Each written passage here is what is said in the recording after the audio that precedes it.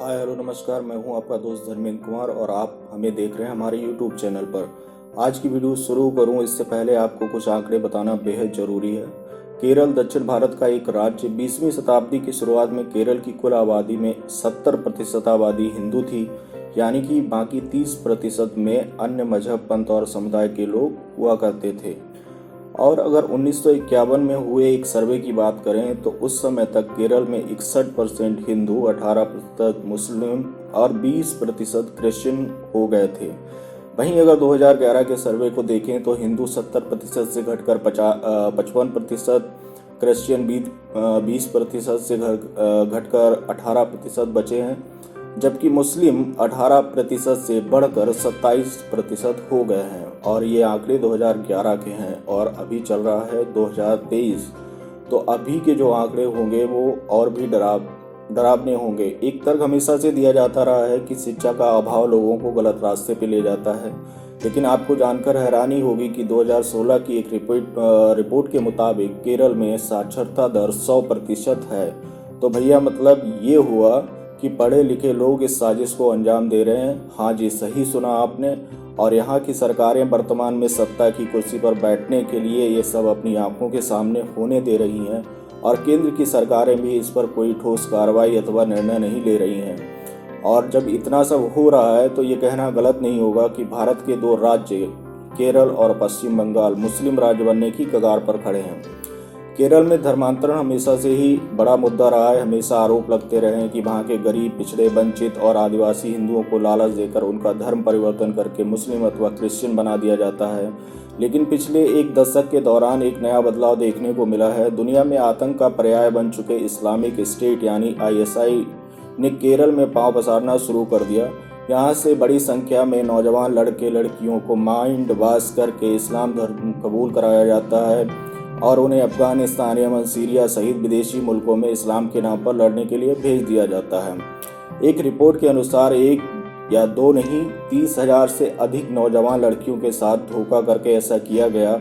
इसी संवेदनशील मुद्दे पर आधारित फिल्म द केरल स्टोरी 5 मई को सिनेमाघरों में रिलीज होने जा रही है।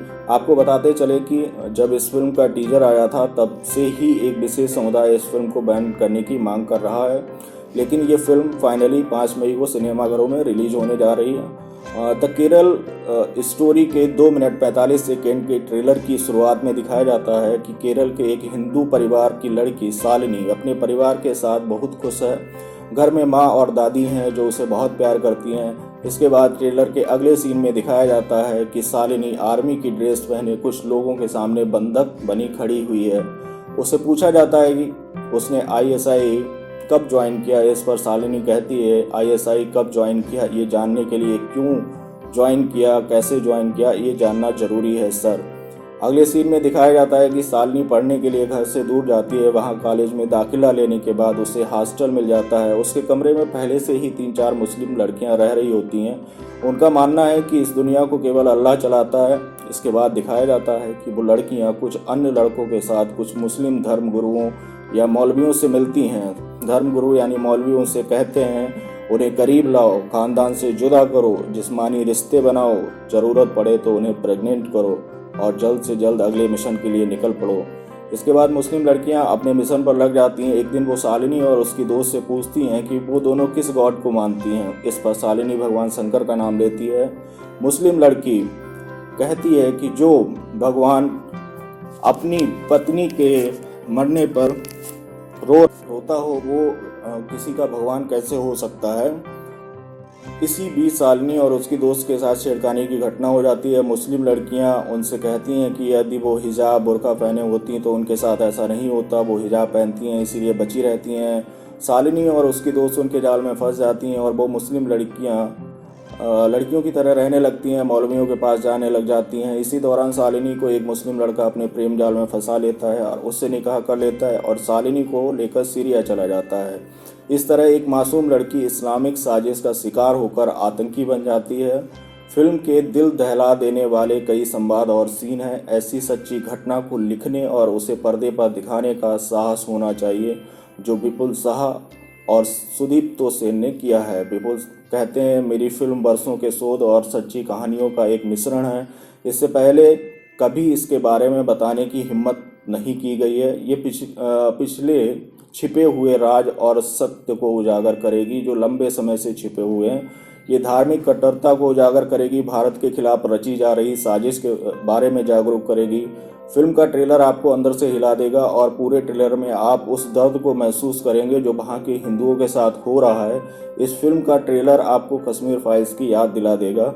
रही बात इस फिल्म की, तो ट्रेलर पूरी तरह बांधे रखने में सफल होता है तो पूरी फिल्म अच्छी ही होगी। और वैसे भी मेरी सलाह माने तो वो फिल्म ज़रूर देखनी चाहिए जो देश में देश के खिलाफ रची जा रही साजिश को उजागर करती हों। और वैसे भी बहुत कम निर्माता और निर्देशक में ये दम होता है कि इस तरह की सच्चाई को दिखा पाएँ।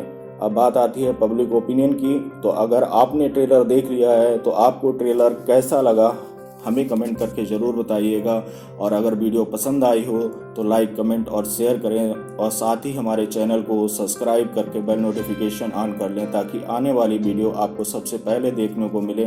मिलते हैं अगली वीडियो में, तब तक के लिए मस्त रहिए, व्यस्त रहिए। जय हिंद, वंदे मातरम।